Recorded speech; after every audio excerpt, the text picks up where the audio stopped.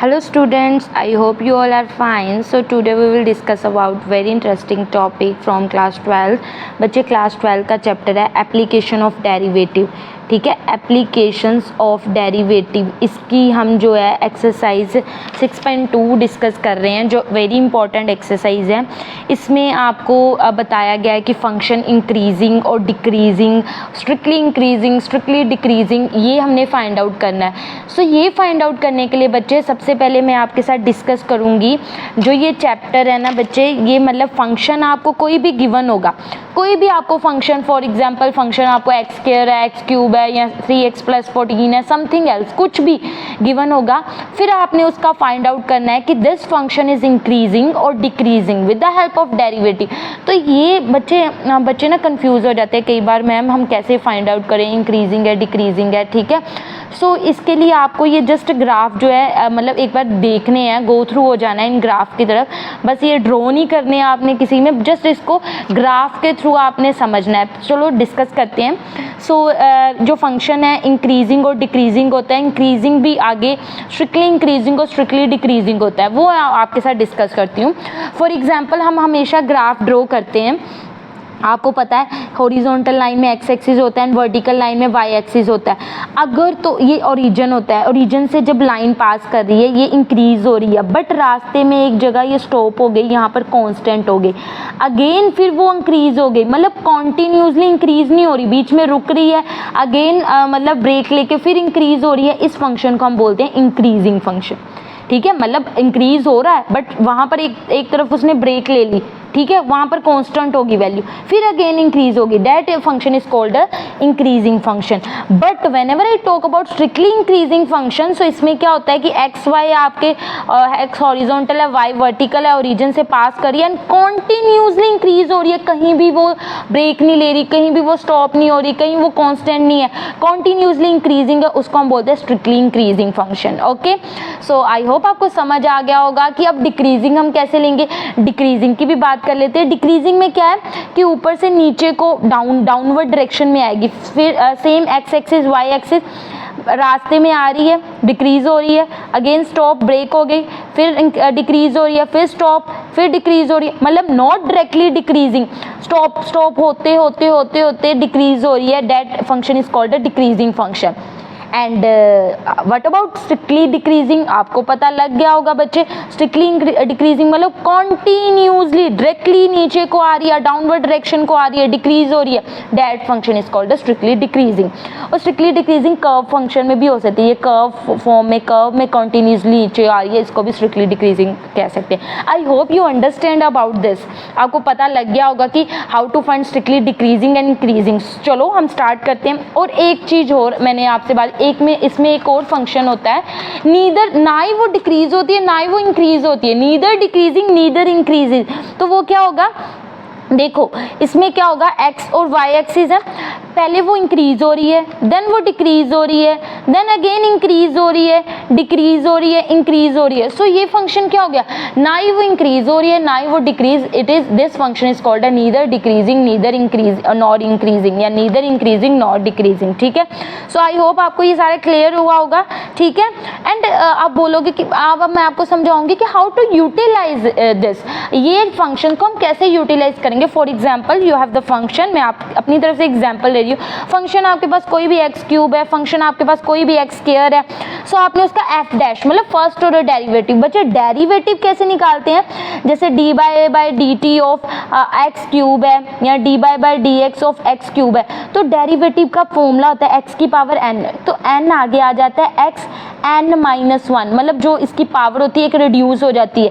So for example x cube है तो इसकी पावर एक आगे आ गई 3 और एक पावर रिड्यूस हो जाएगी तो 3x स्क्वायर आ गया. सिमिलरली एक्स स्क्वायर का आप मुझे बताओगे कि डेरिवेटिव क्या आएगा. सो अगर आपका जो फंक्शन है, आपका जो डेरिवेटिव है ग्रेटर देन 0 आ रहा है, मतलब आपकी वैल्यू पॉजिटिव आ रही है, 0 से बड़ी आ रही है, वो फंक्शन हमेशा आपका इंक्रीजिंग फंक्शन होगा. बट अगर आपका डेरिवेटिव निकाला है वो नेगेटिव आ रहा है, लेस देन 0 आ रहा है, वो फंक्शन आपका डिक्रीजिंग होगा. ठीक है, सो एक चीज़ और, जो डेरिवेटिव होता है हमेशा जो कांस्टेंट टर्म का वो हमेशा 0 होता है. ओके, सो नेक्स्ट हम अब अपनी एक्सरसाइज के जो सम्स हैं वो स्टार्ट करते हैं. बच्चे एक्सरसाइज के सम हम कैसे करेंगे, देखिए एक तो ये पेज बहुत उठता है. अब देखो हमारे पास पहला फंक्शन है, show that the function f x is equal to 3x plus 17 is increasing on R. R क्या होता है? रियल नंबर, ठीक है, रियल नंबर आपको दिए हैं। सो अगर आपको नहीं पता ना रियल नंबर क्या होता है, मैंने वीडियो डाली है तो जाके पहले मेरी वीडियो देखो। सो ठीक है, तो नेक्स्ट हम करते हैं।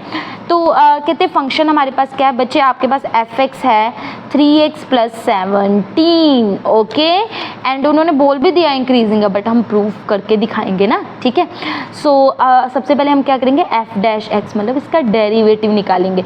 तो अभी मैंने बोला बच्चे जो कांस्टेंट टर्म होती है इसका डेरिवेटिव 0, तो इसमें से कांस्टेंट कौन है? कांस्टेंट क्या होता है बच्चे? जिसके साथ ना x लगाओ ना y लगाओ, वो अकेला ही हो बेचारा, उसको बोलते हैं कांस्टेंट। तो हियर व्हाट इज कांस्टेंट? 17 को तो 0 ही कर देंगे, ठीक है। अब 3x, व्हाट अबाउट 3x? अब देखो डेरिवेटिव ऑफ 3x, ठीक है, x की पावर 1 है, 1 आगे आ गया, 3 1 का 3, ठीक है, और x तो ख़त्म ही हो गया, 1 माइनस 1 0। सो किसी की भी पावर 0 होती है वो 1 के इक्वल होता है। आपने आंसर नहीं 0, तो हमारा आंसर क्या आ गया? 3। तो आई होप यू क्लियर इट कि एफ डैश एक्स हमारा क्या आ गया? 3। तो अभी मैंने आपको बताया if the derivative of the function is greater than 0, तो 3 आपसे 3 जो है पॉजिटिव है और ग्रेटर देन 0 भी है, देन दिस फंक्शन आप क्या बोलोगे? इंक्रीजिंग फंक्शन है on R, on real number. I hope you clear it, था ना ईजी। तो इसके जैसा एक सम आप करोगे, यह function is 4x square plus 20, ठीक है। आपने मुझे बताना है ये फंक्शन इंक्रीजिंग है और डिक्रीजिंग है, ठीक है, ये आप फाइंड आउट करोगे। चलो अब नेक्स्ट सम की तरफ चलते हैं। सो हमारा जो नेक्स्ट सम है, ओके, सो ये जो सम है ना बच्चे, इसको आपने थोड़ा सा समझना है। Show that the function f x e की power 2x is increasing on R. R mean real number, increasing है, ठीक है।